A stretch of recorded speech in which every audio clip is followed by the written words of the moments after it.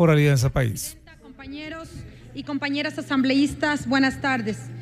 Creo que es importante recordarle al país y a quienes nos escuchan a través de los medios de comunicación de la Asamblea Nacional que estamos en un nuevo momento. La Constitución de Montecristi marca un nuevo momento de cara al manejo de los recursos naturales y los sectores estratégicos en el país. Creo que ese es uno de los temas que marca un antes y un después en la conducción de este Estado. Y lo reivindico con fuerza porque precisamente leyes como esta, como la Ley de Telecomunicaciones, están buscando a través de la norma secundaria lograr que esos artículos que establecimos en la Constitución puedan mejorar las condiciones de vida de todos los ecuatorianos y ecuatorianas. Por eso quisiera, señora presidenta, pedirles a los compañeros y compañeras legisladores y a quienes siguen este debate legislativo que podamos mirar la Constitución en su integralidad, poder hacer la revisión del artículo 313 de la Constitución, sin duda el 261 que le entrega hoy al gobierno central como competencia exclusiva la rectoría sobre el sector de las telecomunicaciones, poder revisar el artículo 314, el 316. Pero quisiera, señora presidenta y compañeros asambleístas, detenerme en el artículo 408 de la Constitución, porque el artículo 408 de la Constitución, en su segundo inciso, deja claramente establecido que en el tema de sectores estratégicos y recursos naturales, el Estado tiene la obligación de participar en los beneficios del aprovechamiento de estos recursos en un monto que no puede ser inferior a los de las empresas que los explotan. Repito, ciudadanos y ciudadanas, la obligación que tiene el Estado ecuatoriano de cara a la explotación de los recursos naturales es que no puede tener beneficios menores a los que está recibiendo la empresa que lo explota. Y este artículo es clave entenderlo para poder desarrollar esta ley de telecomunicaciones y algunos de los artículos que aquí se han cuestionado, y me refiero básicamente al artículo número 34, que es una propuesta de los compañeros asambleístas de la bancada de Alianza País que integramos la Comisión de Gobiernos Autónomos y Descentralizados. Esta ley es importante, compañeros y compañeras legisladores, no solo porque el tema de las telecomunicaciones en este momento está siendo legislado a partir de una ley caduca como es la ley de 1992. Una ley que ni siquiera responde a lo que la Constitución famosa esa del cuartel en el 98 expresó sobre las telecomunicaciones. Pero más allá de esta ley caduca, hay una realidad que nos obliga como asamblea a legislar en el tema de las telecomunicaciones. Ya nos decía hace un momento el compañero Raúl Patiño el número de celulares en la región.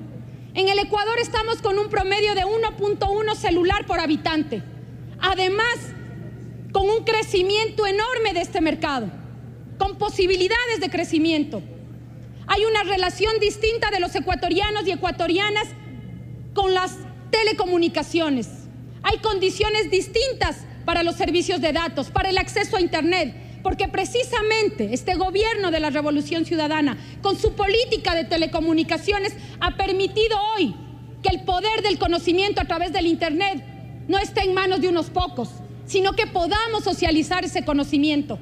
Por eso es importante una nueva ley de telecomunicaciones. Yo quisiera, señora presidenta, por lo corto del tiempo, topar tres temas que me parecen importantes y se han cuestionado durante estos 2 días de debate. El tema de la institucionalidad y el tema del control. Primero, aclararles a algunos legisladores que han señalado que la propuesta de institucionalidad que está presentando la Comisión es una propuesta inconstitucional porque se está eliminando la superintendencia. Recordemos que la Constitución establece que hay una función de control y las superintendencias son un mecanismo que permite cumplir esa función, pero no dice cuáles son esas superintendencias. Así que yo puedo aceptar y podemos debatir y tener una posición para el segundo debate respecto del rol de la Superintendencia de Telecomunicaciones, pero no podemos decir en este pleno que hay una inconstitucionalidad. Creo que hay que marcar claramente la diferencia. Sin duda, como en el resto de sectores estratégicos, estamos planteando un nuevo modelo de gestión, porque hay una nueva constitución, porque a veces parecería que los compañeros legisladores se han olvidado de revisar la Constitución de Montecristi y, por ejemplo, leer el artículo 261, donde se da claramente la posibilidad de control al gobierno central. También señalarles que la eliminación de la superintendencia no necesariamente significa que no va a haber control. Insisto, podemos discutir los mejores mecanismos de control, podemos discutir el rol de la superintendencia. No cerramos como comisión, pero no podemos permitir que en este pleno de la Asamblea se desvirtúe el debate y se envíe un mensaje negativo y falso a la ciudadanía. El proyecto de ley no está evitando la regulación y el control. Al contrario, está fortaleciendo esas potestades a quien ahora las tiene a partir de Montecristi, que es el gobierno central y que es el Estado ecuatoriano. Quisiera hablar también, señora presidenta, y no voy a dejar pasar este famoso tema de la seguridad jurídica. Cuando de manera soberana este gobierno de la Revolución Ciudadana renegoció los contratos petroleros, nos dijeron, ojo, cuidado, se está atentando contra la seguridad jurídica. Pobres transnacionales no van a venir a invertir en el país, no hay condiciones jurídicas. Me pregunto y les pregunto a los ecuatorianos si después de esa renegociación no tenemos todavía operando aquí transnacionales, pero con condiciones distintas, pues, porque ahora ese 85% se queda. Y a propósito de la famosa crisis del barril de petróleo y este cuestionamiento que se hace desde algunos sectores de oposición de que hay condiciones económicas complicadas, les quiero decir, así como lo hacen con mucha fuerza, ¿cómo no va a ser este gobierno el gobierno que más invierta, que más escuelas haga, que más hospitales haga? Si ha tenido el barril de petróleo que ha tenido. No nos mintamos, ecuatorianos y ecuatorianas. La decisión política de haber renegociado esos contratos petroleros nos ha permitido poder hacer la inversión que jamás se ha hecho en el país y poder hacer inversión social como lo hemos hecho de manera decidida con este gobierno de la Revolución Ciudadana. Hoy, esas voces que en su momento se opusieron a esta renegociación soberana de los contratos y esos corifeos están nuevamente levantando la voz. Se ha dicho en este pleno, cuidado, que no se entienda que estamos defendiendo intereses de transnacionales o de empresas. Yo me pregunto, ¿qué intereses están defendiendo cuando no se defiende que estos sectores estratégicos y que estos recursos naturales puedan beneficiar a 14 millones de ecuatorianos? Pues no nos vengan con este discurso disfrazado de la constitucionalidad y de la seguridad jurídica para no evidenciar lo que ya sabemos. Decía nuestra compañera Roselvira Muñoz, la diferencia es que estos discursos que antes se escuchaban en los congresos pasados tenían la posibilidad de definir con votos.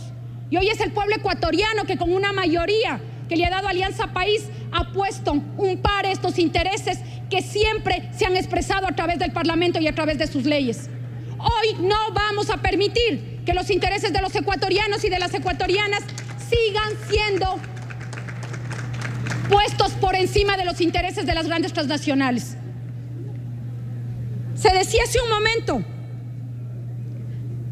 se sigue cobrando tributos porque hay una falta de liquidez y hay una crisis económica, que nos digan la verdad. Y creo que la discusión de la proforma presupuestaria nos va a permitir develar esa serie de fantasmas que algunos sectores de la oposición han querido a través de los medios de comunicación posicionar de cara a la ciudadanía. Hay que aclarar, compañeros y compañeras legisladores, lo que es un tributo y lo que es una regalía. Tal como establece la Constitución en su artículo 313, podemos, por recursos naturales y sectores estratégicos, colocar una regalía. Y esto no implica ninguna inseguridad jurídica. Y esto no implica irnos contra el contrato de concesión, porque una cosa es el tributo, porque otra cosa es el contrato de concesión y otra cosa es la regalía, como estamos planteando en el artículo 34. Y que esto sea la introducción para topar el artículo 34, compañera presidenta. Tiene un minuto, asambleísta. Gracias, señora presidenta. Mire, quiero hacer énfasis. No solamente tenemos la obligatoriedad de lograr que esta materia prima, que es el sector estratégico, que es un recurso de todos los ecuatorianos, genere beneficios para 14 millones de ecuatorianos y no solamente para el señor Slim. Que quede claro eso en este pleno de la Asamblea. Lo dijo ya el compañero Patiño con énfasis. No vamos a defender los intereses del hombre más rico del mundo cuando hay intereses del pueblo ecuatoriano que hay que velar. Que nos vienen a señalar que es una política discriminatoria. Por supuesto, pues que es una política discriminatoria, porque la Constitución establece que cuando hay imperfecciones del mercado, cuando hay desviaciones del mercado, cuando hay monopolio, el Estado tiene la facultad de entrar a controlar y regular. Lo dijo Fernando Bustamante en su intervención. Si habría una compensación en el mercado, no estaríamos hablando de la imposición de esta regalía, pues, porque ya no habría que entrar de manera direccional a corregir la imperfección del mercado. Por el tiempo, señora presidenta, yo quisiera simplemente hablar de cifras. No voy a hablar de porcentajes y ganancias, porque cuando hablamos que una actividad como esta genera el 155% de ganancia, yo quisiera preguntarme cuál es la afectación y cuál es la afectación a la empresa privada. Solo en el año anterior, en el 2013, Claro presentó una ganancia de 2.046 millones de dólares. Tal como estamos planteando la tabla que algunos corifeos representantes del señor Slim han defendido en esta asamblea, les quiero señalar a los ciudadanos y ciudadanas de cuánto se aplicaría. Si estamos hablando del 7%, estaríamos hablando de 143 millones. 143 millones para el Estado ecuatoriano, que es lo que han venido algunos corifeos a defender en este pleno de la asamblea, que no vaya a las arcas, en este caso del Estado ecuatoriano. Yo me pregunto al señor Slim, el hombre más rico del planeta, 143 millones van a afectar su posibilidad de ganancia. Y también quiero decirles a los asambleístas de Madera de Guerrero que les tuvimos ya en la Comisión de Gobiernos Autónomos y Descentralización, aparentemente defendiendo los intereses de los trabajadores. No nos mientan, aquí no se están defendiendo los intereses de los trabajadores, se están defendiendo los intereses de la operadora, y lo están haciendo de manera descarada y con énfasis. Y aquí, en esta asamblea, vamos a legislar en función de los intereses de la mayoría de ecuatorianos y ecuatorianas. Gracias, señora presidenta.